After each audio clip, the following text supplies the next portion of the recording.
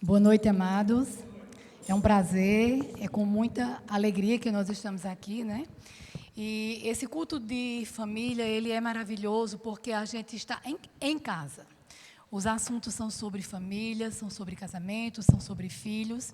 E é necessário para que nós nos firmemos e que a gente saia daqui edificados. E que a gente saia daqui com uma palavra que vai me levar a caminhar essa semana, e na próxima quinta-feira você volta e você vai ter outra palavra, e assim, de grão em grão, você caminhará.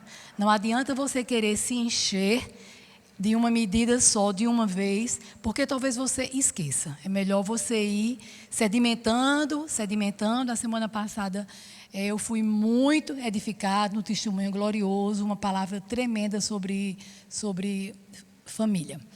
E eu vou começar a falar algo que está no meu coração, né?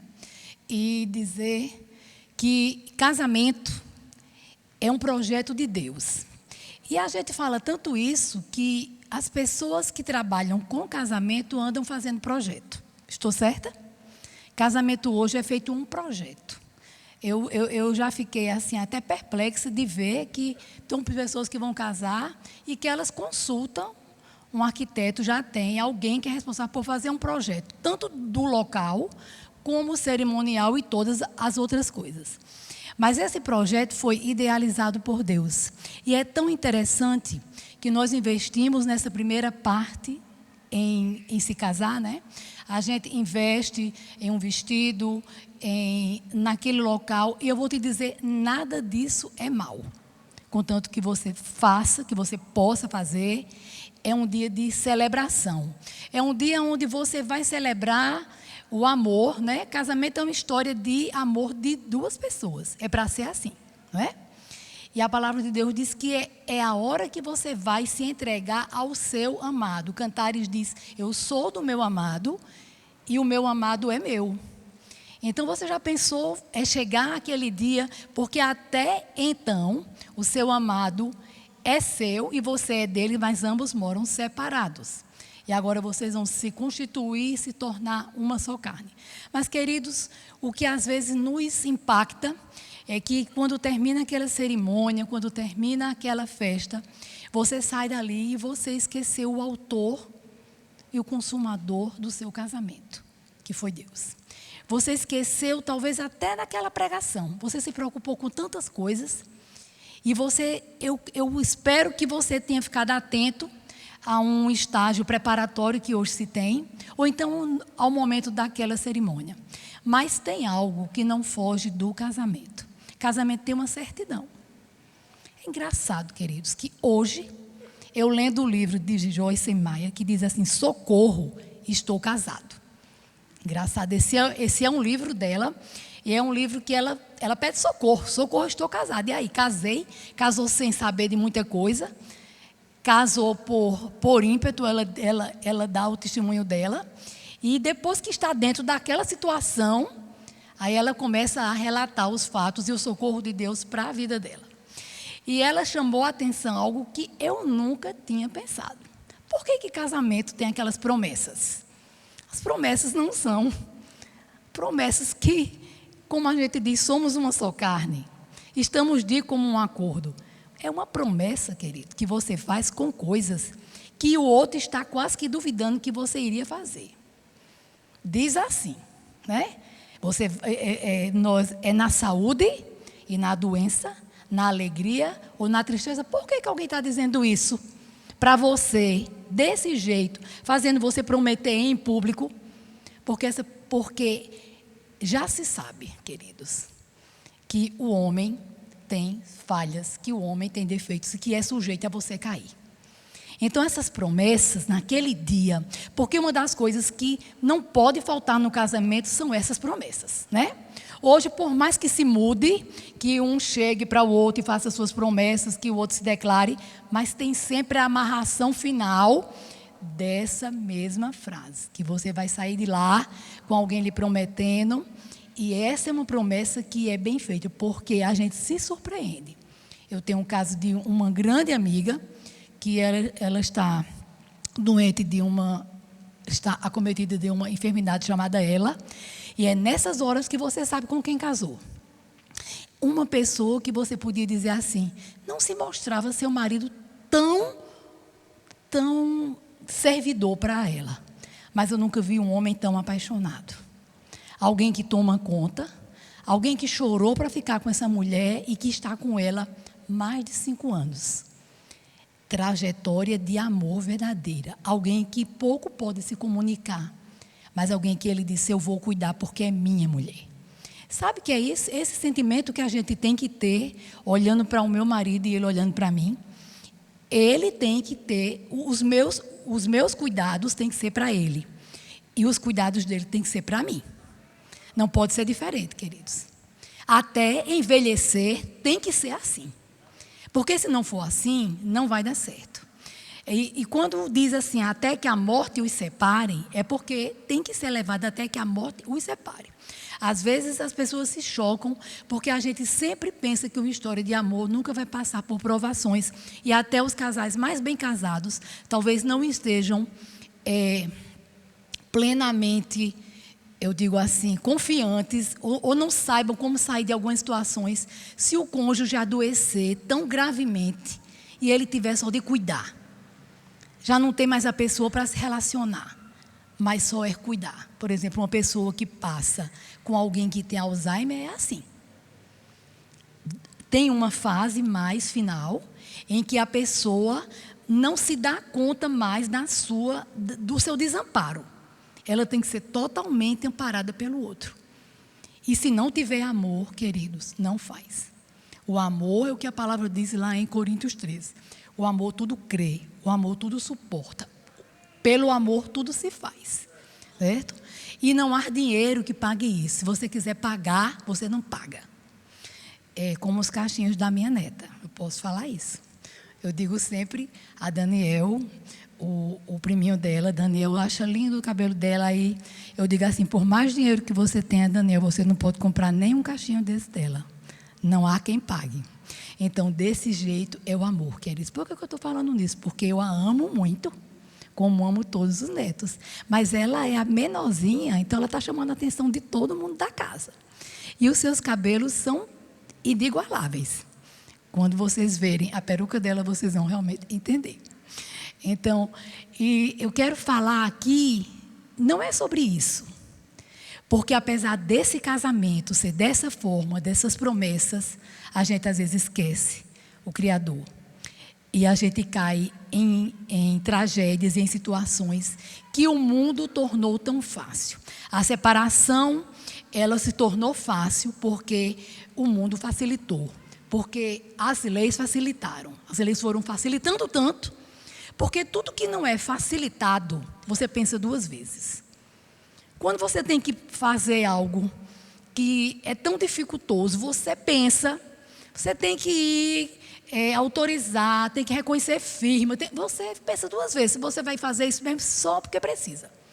Você imagine que você, para se divorciar antes, você tinha que ter mais de 5 anos, você tinha que tentar fazer reconciliação, a coisa era mais difícil. E os casais podiam, até a lei forçava isso. Então, de repente, as coisas foram ficando frágeis, frágeis, frágeis, frágeis, que agora você basta passar, como que você sai de casa e vai num supermercado, passa ali um cartório, oficializa isso e acabou. Cada um segue o seu caminho. Então, mas família não deixou de ser família. E família não pode perder a sua marca. E quando a gente fala sobre marca, queridos, não é a marca de roupa, que às vezes você paga tão caro e você valoriza tanto. Tem gente que usa uma marca só. E para não sair da marca, ela paga caro. Você devia pensar nisso. Que família tem pedigree. Vocês já viram isso? Antigamente o povo tinha um orgulho disso. Suas famílias tinham pedigree. O sobrenome, você é da família tal. Os brasões, nós temos os brasões. Quer dizer, se foi criado tanta coisa em torno de uma família, em torno do significado, em torno de um nome, e a gente não valoriza que em cima disso tudo tem algo que a constitui, que são os princípios de Deus, queridos. Então, nós temos uma balança. Nós temos uma balança que tem princípios e nós temos uma contrabalança, certo? Que não valoriza esses princípios. E aí, nós temos as lutas, os ataques, nós temos as nossas dificuldades, nós temos as coisas que podem advir. E eu digo para vocês que ouvi outro dia, alguém mandou para mim, eu mandei até para o nosso grupo de Igreja nas Casas, uma fala de Rossandro Klinge, né? E ele ali falava sobre família. Dizia bem direitinho. Família, aquela história que você quer dizer que não acontece na casa de ninguém. Aquela briguinha, aquele bate-boca, certo? Às vezes uma desarmonia, mas é a sua família. É com quem você se dá bem, é quem vai lhe acudir, é quem vai ficar com você. É na hora de uma doença, você tem amigos, você tem irmãos, mas quem vai pegar no arado, na hora das dificuldades, na hora da manutenção, na hora de ajudar, é a sua família. É a sua família. Quem vai chorar as dores maiores é a sua família. Você pode ter um irmão ou irmãos que façam isso, queridos, eu não duvido. Até porque deveria também ser assim. Mas não despreze a sua família. Muitas vezes a gente despreza a família e a gente começa desprezando os de casa. A gente é mais amigo do amigo, a gente não dá não ao amigo, a gente faz tudo pelo amigo, mas às vezes a gente não faz a coisa mais certa pelo amigo que está ao meu lado, que é meu cônjuge. Pense 2 vezes nisso. Olha, eu digo isso lá em casa, minha vida inteira eu passei a vida dizendo isso. Seus melhores amigos são seus irmãos. Olhem uns para os outros e vejam, por mais que briguem. Não sei se vocês têm em casa uma família tipo italiana, que gritam, que só é a minha, a gente gritava. A gente gritava, a gente berrava. E isso acontecia tanto que meu filho de 10 anos, de 9 para 10 anos, eu já contei isso aqui, botou um freio em mim. Eu gritava, Bruno, que tinha lá em cima o primeiro andar, e embaixo eu já pronta para sair de casa. Bruno, Bruno, Bruno, hora da escola, hora da escola. Aí ele ficava lá em cima, paradinho assim. Aí dizia, quando parar de gritar, eu desço. Aí eu disse, tá bem, contar até 3. No 3, aqui no pé já, então, viu? Porque eu já estava por aqui, esse menino fica botando ordem agora em mim. Mas botou tanta ordem, querido, que terminou que a gente, algumas coisas, quando eu ia gritar, eu já fazia, eu vou testar o que ele me disse. Então, às vezes, a gente vai aprendendo. Mas sabe que a gente devia aprender a educar os nossos filhos? E hoje, como vou, eu digo muito. A paciência que a gente não teve com os filhos, a gente tem com os nossos netos. Graças a Deus por isso, né? Pelo menos isso. Eu digo que ser avô é muito bom. Porque a paciência que você não teve todinha com seus filhos, com seu neto, você tem que esticar a corda toda. O menino quebra, né? Eu cheguei lá em casa semana passada, Daniel disse, vovó, quebrou a sua estátua. Aí eu disse, foi, então a culpa foi sua, não, foi ela mesmo. Então pronto. Então, e a gente vai deixando, queridos, coisas importantes, como o tablet tão lindo, tão caro. Chega, deu uma dor no meu coração. Cheguei em casa, disse, caiu, vovó, não foi sem querer, vovó, eu digo, fazer o quê? Já aconteceu, né? Aí a mãe disse assim, a culpa é sua, porque isso não é objeto para ele brincar, você dá porque quer. Então, realmente, aí eu comprei uma capa mais reforçada e a hora de se você quebrar o resto, vai ficar você e eu sem. Então, é melhor você cuidar. Agora, estou dividindo o cuidado, mas não tive coragem de tomar, queridos. Porque dói no nosso coração. Ser avô é diferente de ser mãe. É bem diferente. Então, e nós vamos conversar agora sobre a nossa história. Essa minha introdução era só para lhe dizer que você pode ter negligenciado aquela coisa que era melhor o seu casamento. Um dia eu toquei nesse assunto aqui, que foi sobre o divórcio. Hoje eu não vou falar, mas só vou lhe resumir para quem estiver ouvindo hoje e quem estiver pensando alguma coisa sobre isso. O divórcio tem um custo afetivo, tem um custo financeiro, tem um custo emocional. Não brinque, divorciar não é fácil. E quando você se divorcia, você deixa uma parte mais pobre. Casais inteligentes não se divorciam, porque eles empobrecem. E a parte mais pobre é a parte dos filhos que fica. Geralmente, um fica melhor de vida e o outro sai mais pobre. Então, divorciar não é inteligente. Divorciar não é inteligente. Achei alguém melhor, não achou nada, acha os mesmos problemas.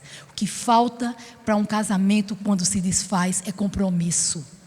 Agora, qual é o grande problema? Você tem que fazer a escolha certa na hora que você vai se casar. Não se passa por problemas porque Deus dá problema. Não se passa por divórcio porque Deus abençoa o divórcio. Sabe qual é o sentimento que Deus tem a respeito disso? Deus odeia o divórcio. É assim que ele diz: o meu sentimento do divórcio é de ódio. Jesus não concordou e nem Moisés falou, a não ser por causa da dureza do coração do homem. Tudo que você vê escrito é em defesa da mulher, em defesa do ser humano, em defesa do homem. Não foi porque Jesus programou o divórcio, Jesus programou o casamento. Este é o projeto que ele tem para a minha vida e para a sua vida. Sabe como é que nós devemos defender o nosso casamento? Vamos ler Samuel 30. Samuel 30, 1. 1 Samuel 30, começando do 1. Ziclag é saqueada pelos amalequitas. Não sei se alguém sabe quem eram os amalequitas. Amalequitas é um povo que deu muito trabalho, muito.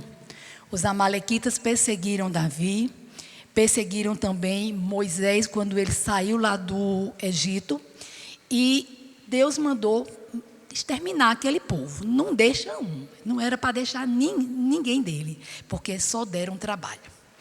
Então, sucedeu, pois, Davi ainda não era rei aqui.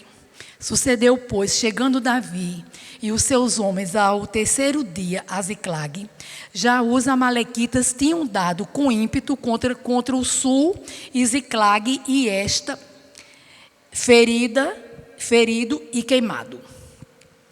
Tinha levado cativas as mulheres que lá se achavam, porém a ninguém mataram, nem pequenos e nem grandes, tão somente os levaram consigo e foram seu caminho. Davi e seus homens vieram à cidade, e ele queimada, e viram a queimada, e suas mulheres e seus filhos e suas filhas eram levados cativos. Então Davi e o povo que se achava com ele ergueram a voz e choraram, até não terem mais forças para chorar. Quando alguém chora que não tem mais forças, você entende o que é exatamente isso. Também as duas mulheres de Davi foram levadas, e nós vamos pular para o 8. O 7. Disse Davi a Abitar, o sacerdote, filho de Aimeleque: traz-me aqui a estola sacerdotal. E Abitar a trouxe a Davi. Então consultou Davi ao Senhor, dizendo: perseguirei eu o bando, alcançá-lo-ei. Respondeu-lhe o Senhor: persegue-o, porque de fato o alcançarás e tu libertarás. Partiu, pois, Davi, ele e os 600 homens com ele, e se achavam e chegaram ao ribeiro de Bessó, onde os retardatários ficaram. Uns conseguiram ir mais adiante, e uns ficaram mais atrás, e os que ficaram atrás cansaram e ficaram. Davi, porém, e 400 homens continuaram a perseguição, pois 200 ficaram atrás, por não poderem, de cansados que estavam, passar o ribeiro de Bessó. Eu vou para o 15. Davi encontrou um menino nesse caminho, e esse menino disse que era escravo de um amalequita. E contou para Davi tudo o que aconteceu, e que eles haviam saqueado e tinham queimado até Ziclag. Então Davi perguntou para ele se ele podia levar ele lá. E ele disse: eu posso levar sim, mas eu quero a sua promessa que você não vai me devolver ao meu senhor. Então diz assim: disse-lhe Davi: poderias descendo guiar-me a este bando? Respondeu-lhe: jura-me por Deus que não me matarás e nem me entregarás nas mãos do meu senhor, e descerei e te guiarei a esse bando. E descendo o guiou. Eis que estavam espalhados sobre toda a região, comendo, bebendo e fazendo festas por todo aquele grande despojo que tomaram da terra dos filisteus e da terra de Judá. Feriu-os Davi desde o crepúsculo vespertino até a tarde do dia seguinte. Quer dizer, Davi matou esse povo de uma tarde até o outro dia à tarde. Foi uma grande batalha. E nenhum deles escapou, senão só 400 moços que, montados em camelos, fugiram. Certamente esses foram aqueles que foram crescendo e se juntaram, e mais tarde continuaram perseguindo. Assim Davi salvou tudo quanto haviam tomado os amalequitas, também salvou as suas 2 mulheres. Não lhes faltou coisa alguma, nem pequena, nem grande, nem os filhos, nem as filhas, nem o despojo, nada do que haviam tomado. Tudo Davi tornou a trazer. Também tomou Davi todas as ovelhas, o gado, e os levaram diante de Davi, e diziam: este é o despojo de Davi. Amados, preste atenção. E diz que Davi voltou e encontrou os 200 homens que ficaram lá atrás. E alguém disse para Davi assim: mas devolve as mulheres e os filhos deles, mas os despojos e as riquezas que eles haviam conquistado, esses são só de quem lutou. Mas Davi disse assim: estamos todos no mesmo barco. Todo mundo vai receber a mesma coisa. Vai ser dividido igualmente. Sabe, queridos, a gente nunca é capaz de imaginar porque Davi, apesar de tantas coisas que eu e você podemos enumerar como um homem comum, que caiu, que fez tantas coisas erradas, assim como eu e você fazemos, Davi agradava tanto ao Senhor. Davi tinha um senso de justiça muito grande. Quando eu li isso, me chamou a atenção. Porque ele disse: não, vai dividir tudo por igual. E disse que isso se tornou lei. Então, veja bem. A gente vai encontrar aqui, queridos, Davi chegando naquela cidade. Davi estava conquistando. Davi saía e fazia conquistas de terras. E diz que quando Davi voltou, que a cidade foi saqueada, os próprios companheiros se voltaram contra ele e queria apedrejá-los. Você sabe por quê, queridos? Porque eles disseram assim: nós estamos te servindo e nós perdemos as nossas famílias. Apesar de estarem todos no mesmo barco, mas na hora de uma grande confusão, alguém sempre vai dizer: a culpa é sua. Tem algum culpado nisso.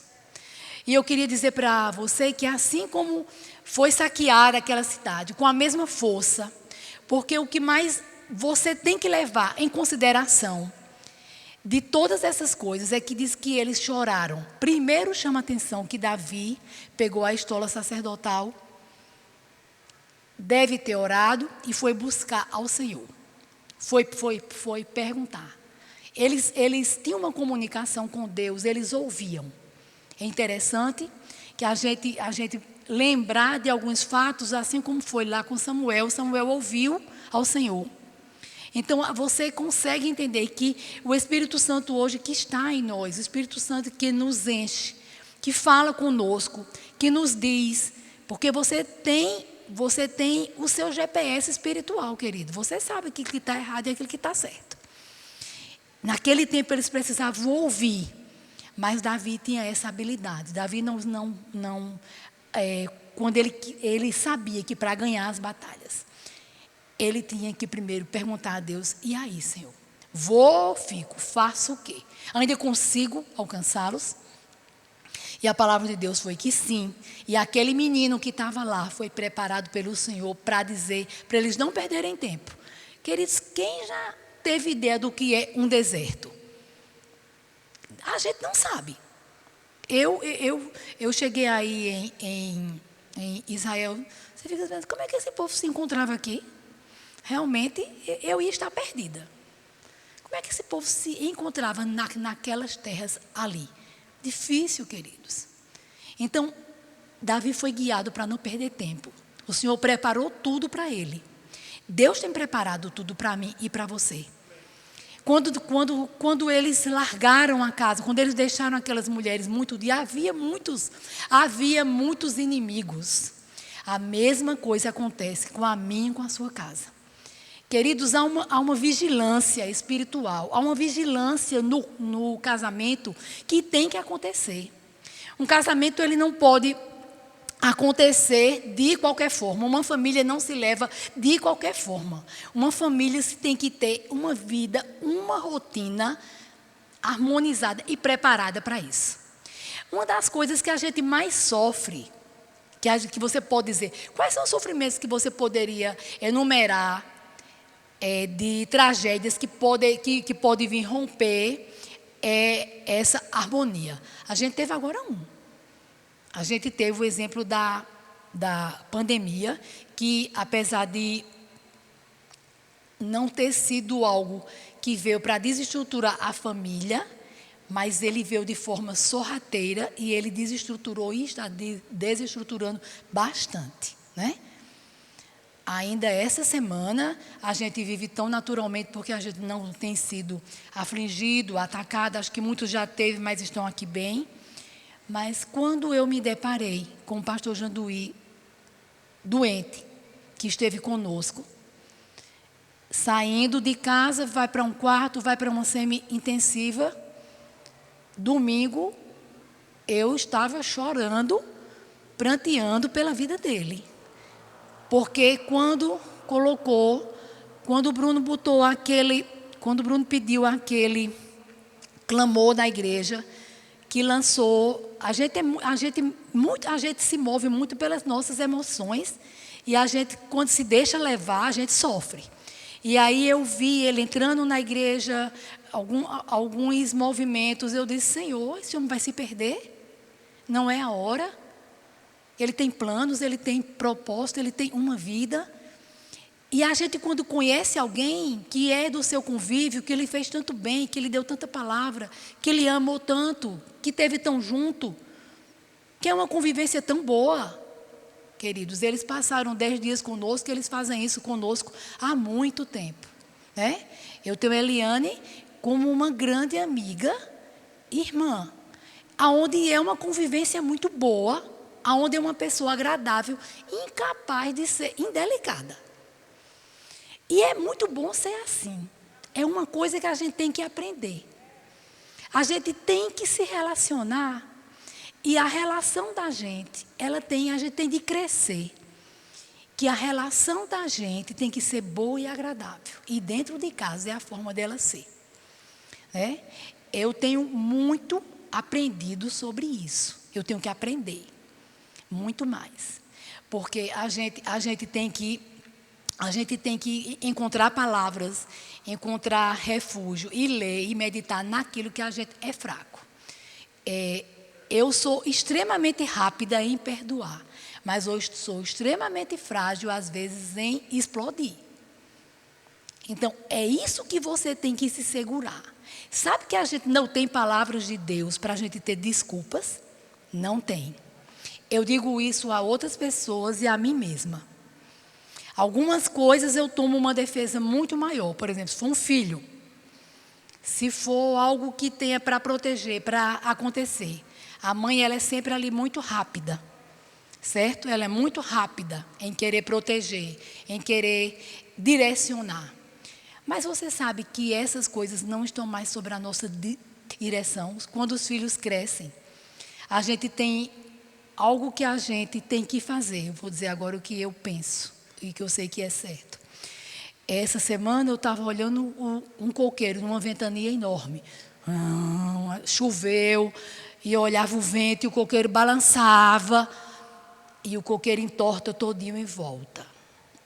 Sabe por quê, queridos? Porque tem raízes profundas, e as raízes são profundas e elas fazem caminhos. Elas não crescem como uma raiz assim, não. Você olhar um coqueiro caído na rua, olha o quanto ele cresce para baixo. Quanto de raiz e o quanto a estrutura daquele caule dele é móvel. É inacreditável, queridos. Às vezes tem plantas maiores, mais volumosas e não têm a flexibilidade que o coqueiro tem. E eu fiquei olhando e fiquei dizendo assim, Senhor, olha a flexibilidade. E a gente tem que ser assim. A gente tinha que ser espiritualmente, com tudo que a gente já aprendeu, a gente tinha que ser flexível. Muito flexível. A gente tinha que saber, quando a palavra diz que a mulher sábia edifica a casa, a gente deveria saber o que é ser sábia. A gente deveria saber, quando a palavra diz sobre filhos, que a gente tem que disciplinar, que a gente tem que amar, que eles são flechas. Mas para você lançar uma flecha, querido, você precisa primeiro dar o princípio a essa flecha. Não lance filho. Não lance filho, porque tem gente que lança filho de qualquer jeito. Tem os dois extremos. Tem quem não lance e plantou, e tem quem não plantou nada, quem não fez raiz e está lançando, e o desastre também é grande, queridos. Você precisa aprender a fazer raízes em seu filho, a causar princípios nele, a edificar, a instruí-lo, a discipliná-lo. Aí um dia você vai ter que lançá-lo, vai ter que deixar ele ir. Ele vai, queridos. E aí, chegou a hora de casar. Se vai com a escolha certa, a decisão vai ser dele. Você faz tudo que seja. Você pode facilitar tudo também.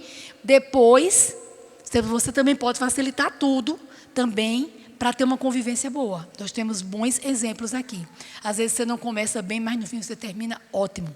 Porque a palavra de Deus diz que as coisas em Deus são o fim das coisas em Deus é melhor do que o princípio. E às vezes a gente precisa de ter o fim das coisas em Deus. Sabe que é um engano você achar que você faz parte dessa comunidade, faz parte de uma igreja e que vai tudo bem, que nada vai te acontecer? É um engano. A palavra de Deus te garante que se você tiver aflições, vai ter bom ânimo. Mas Ele não lhe diz que você não vai passar. Queridos, eu digo para você assim, tem coisas que a gente passa e a gente diz assim, hoje eu sei o que é passar. Eu não saberia, como é que eu iria fortalecer minha fé? Tiago, acho que é Tiago 1 que fala sobre quando você tem, as circunstâncias vêm, você se fortalece na fé, você se torna robusto, querido. É como um músculo que você exercita. Aí você vai chorar diante do Senhor, você vai prantear diante do Senhor. Sabe, queridos, quando a oração não resolver, porque ela foi pouca.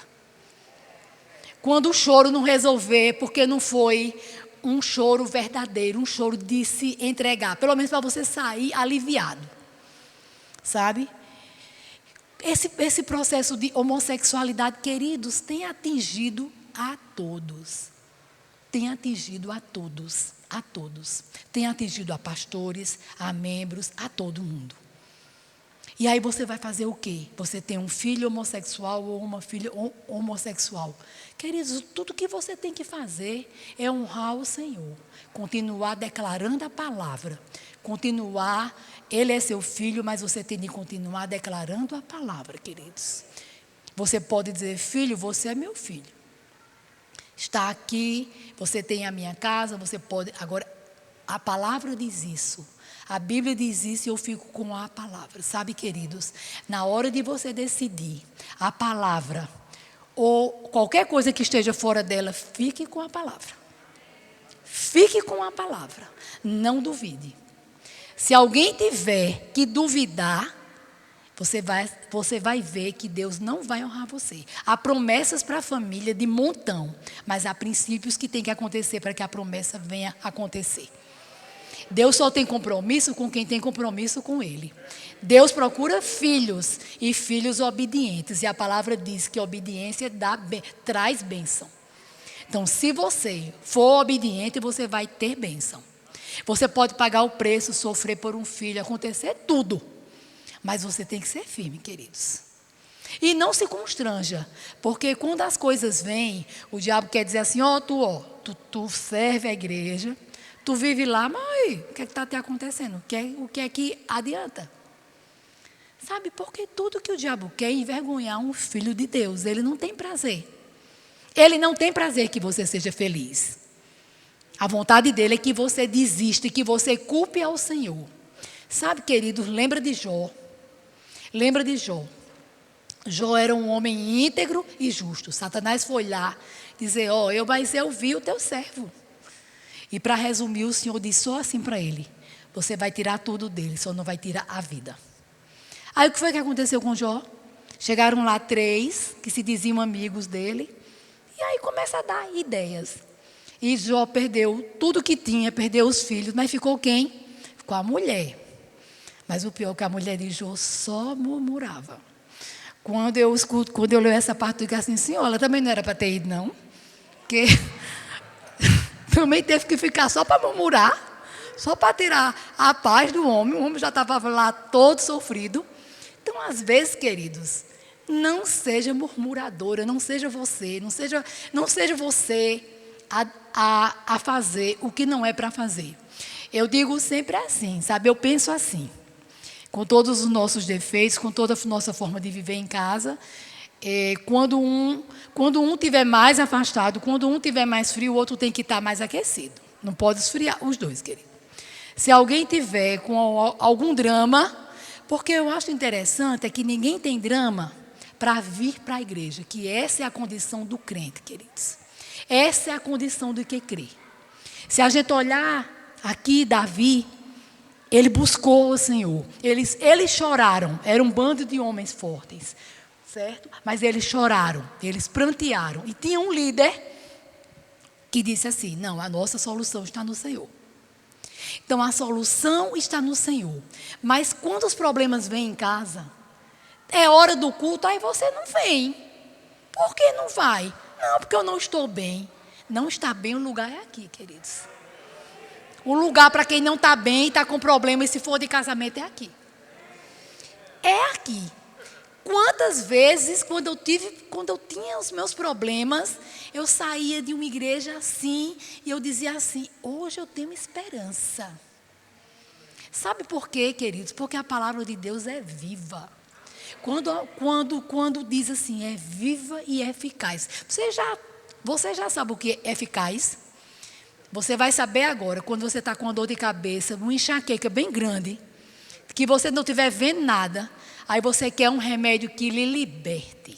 Isso é eficaz. Se você quiser ter ideia do que é eficaz, eu já tive enxaqueca de perder a virada do ano. E dizer assim, pelo amor de Deus, vá na farmácia, de ter feito o jantar o dia todinho, e dizer assim, vá na farmácia, me compre isso aqui, senão eu não chego amanhã. Então, sabe quem liberta a gente, queridos, das opressões da vida é o Senhor. Em meio a tribulações, em meio a tempestades, em meio a enfermidades, em meio a infidelidade, é o Senhor. Que a palavra diz que você tenha confiança. Tudo que você pedir, você vai ter como respondido. Espera no Senhor. O problema é que esperar no Senhor, queridos, esperar no Senhor não é fácil.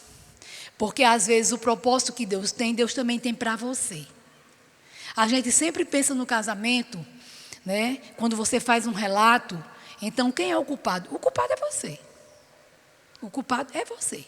Por quê? É você que faz isso, é você que faz aquilo, você que faz aquilo. Mas o lado do suporte também está deixando muito a desejar. E quando a gente escuta do Senhor que a gente suportai-vos uns aos outros em amor. Sabe que tem uma hora que você tem que fazer isso, até que você saiba o que vai fazer, suporta o Senhor em amor. Não sei se vai chegar um dia que você vai decidir o que vai fazer. Mas até que você saiba o que vai fazer, suporte o Senhor em amor. O amor, queridos, vai te dar a direção. E depois de você suportar todas as coisas, você vai sair com uma sensação de que você não jogou nada fora. De que você combateu o bom combate. De que você guardou, de que você percorreu a sua carreira e de que você guardou a fé. Sabe que tem coisas na vida que você tem que passar e saber passar. O problema da gente é que depois que a gente casa, a gente quer ter soluções rápidas. E não tem solução rápida. Não tem solução rápida.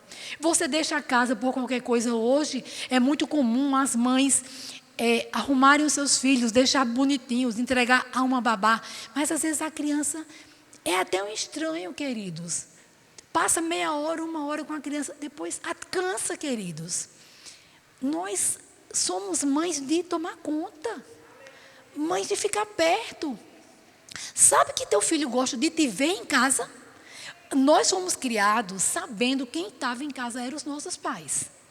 Eu fui criada com a minha avó. Então eu sabia, ela estava ali. Ela não podia estar ali paparicando, muitas vezes não dava, estava o tempo inteiro ocupada.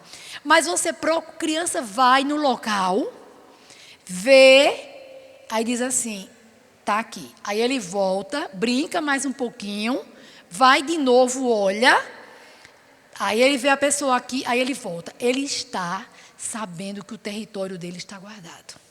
É bem interessante. A criança sabe quando ela tem alguém tomando conta dela. Você não precisa falar nada. Ela sabe quem toma conta dela. Ela sabe quem está ali direcionando, quem está guardando ela. Então, a gente tem que entender que muitas coisas foram boas, né? Se a gente se atritou muito em casa, agora convivendo, mas a gente deu tempo de... Olha, você sabe que isso pareceu um pouco, não foi causado por Deus, mas pareceu um pouco com a torre de Babel. Teve que ficar em casa, teve que se virar, sabe, muita coisa teve que se acomodar, que a gente quisesse ou que não quisesse. E ainda está mais ou menos assim. A gente está desmamando, mas agora a gente já entendeu que muitas dessas coisas a gente não vive mais, não é mais a mesma coisa. Não é mais a mesma coisa. Não somos mais os mesmos. Primeiro a gente entendeu que o mundo é muito frágil. A gente pensava... Teve um tempo que eu, na minha ignorância e também na minha falta de, talvez, pensar politicamente, a gente olhava os Estados Unidos como todo poderoso, mandando aqui nessa terra, né? Aí a gente olhava, hoje a gente, queridos, a gente duvida de tudo. A gente não pode pensar mais que a gente está seguro debaixo de asa de ninguém para proteger só do Senhor.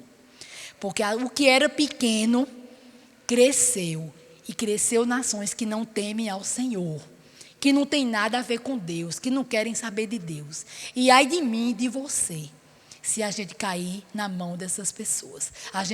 Por isso que a gente tem que saber, queridos, aqui no Brasil, a gente tem que entender quem está defendendo família, queridos. Quem está defendendo os nossos filhos, queridos. Sabe, queridos, botam aquela lei que você não pode ser contra a ideologia, que você vai ser punido, tudo bem, queridos, bote o decreto que quiser. Agora, ensinar crianças pequeninas sobre ideologia de gêneros, isso é ser amalequita, queridos.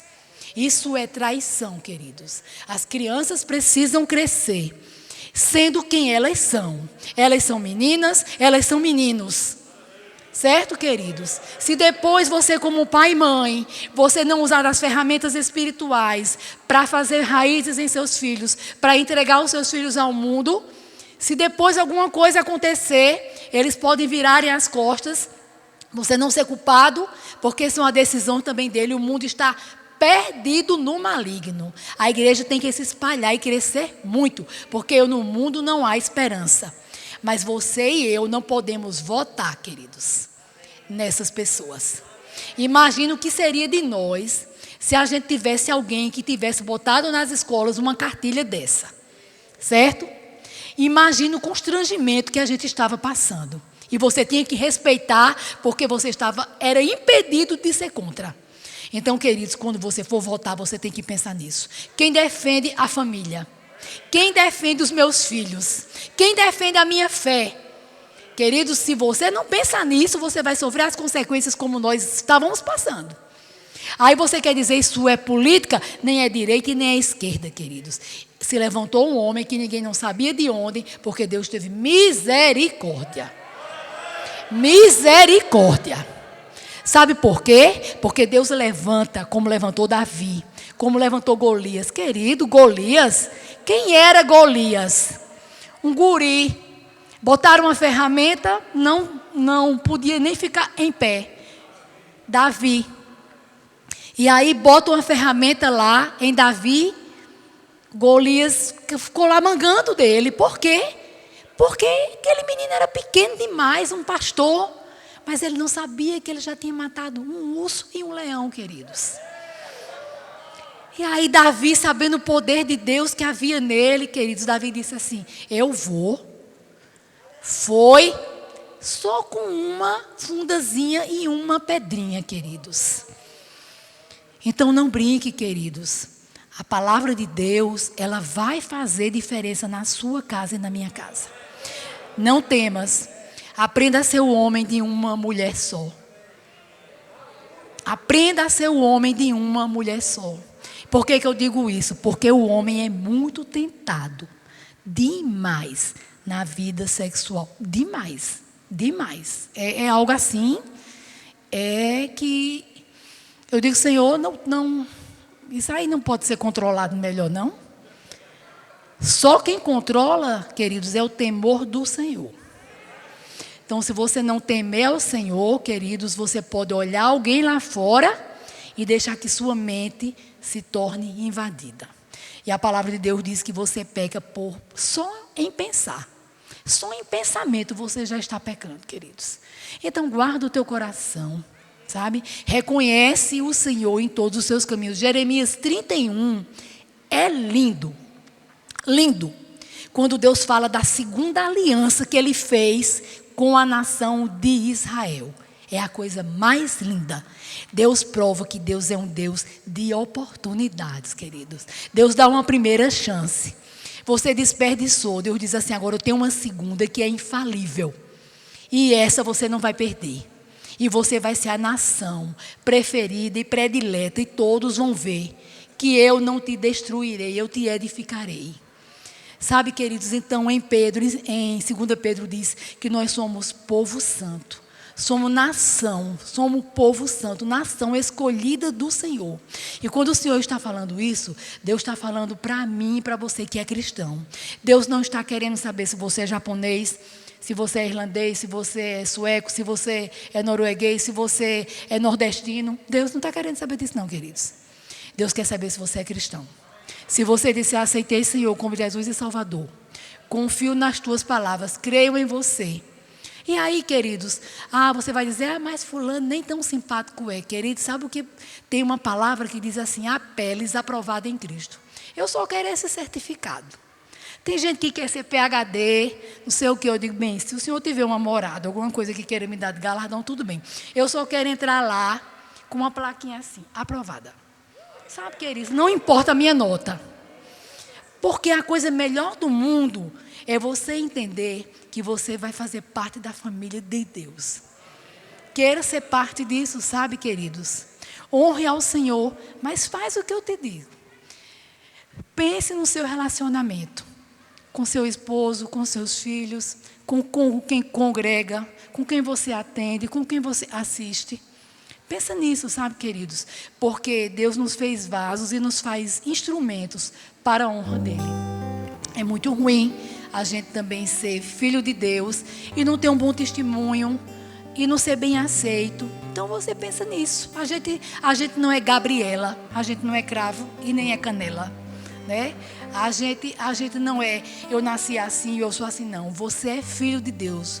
Você tem uma coisa que a biologia diz que faz, você tem uma genética, mas tem uma epigenética. Você tem um gene maravilhoso que é o DNA de Jesus.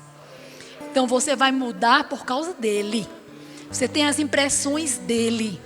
Queira ser parecida com ele, queridos. Quando você pensar em amor, em submissão, em bondade, em longanimidade, em gratidão, em perdão, em benevolência, em misericórdia, em socorro que todo mundo precisa, pensa, é assim que o Senhor faz.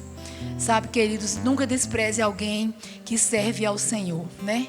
Lembra daquela mulher que o moço passava ali todo dia, e eu acho interessante quando eu escuto, acho que é o pastor Luciano, acho que foi ele que eu ouvi falar, que ele diz assim, a mulher convidou ele para jantar uma vez, e daí por diante ele passava todo dia, e parece que quando passava comia lá na casa dela. Mas ele era gente tão boa, que ela não viu aquele homem como um entrão. Ela disse assim, esse homem é um homem de Deus. E a gente precisa construir um quarto para ele. Sabe, querido, deixa Deus usar o teu coração. Deixa Deus fazer na tua casa coisas grandes. Entrega o teu caminho ao Senhor. Serve ao Senhor de todo o teu coração. Confia nele e o mais ele fará. Viu? Amém? Então nós queremos entender hoje à noite quem está aqui e que precisa aceitar Jesus como Senhor da sua vida. Se você nunca fez, amados, essa confissão de fé, você precisa fazer.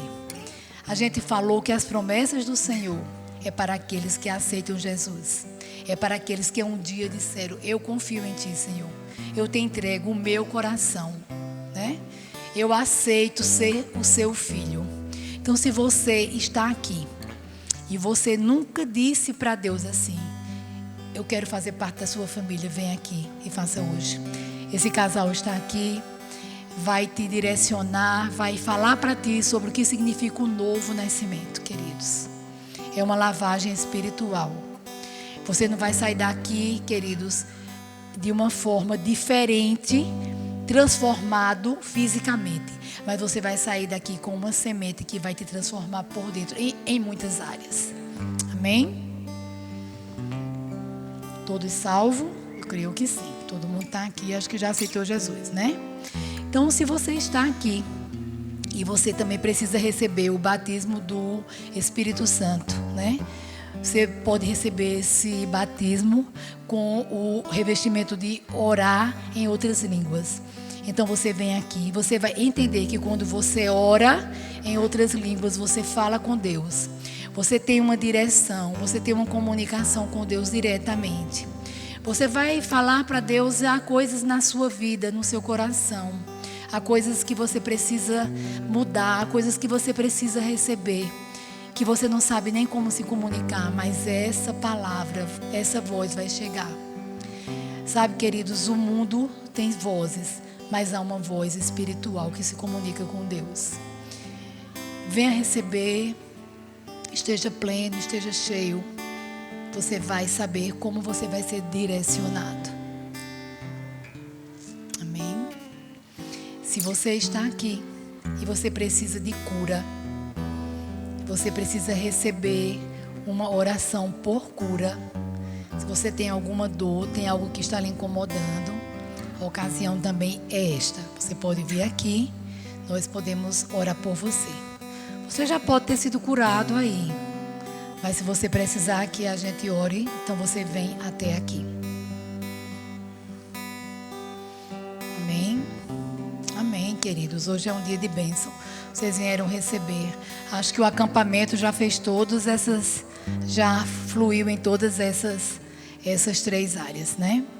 Queria chamar o casal, o dirigente, agradecer a Tadeu, a Rita, né? Dizer também da minha gratidão, dizer da fidelidade com Deus e da prosperidade, né?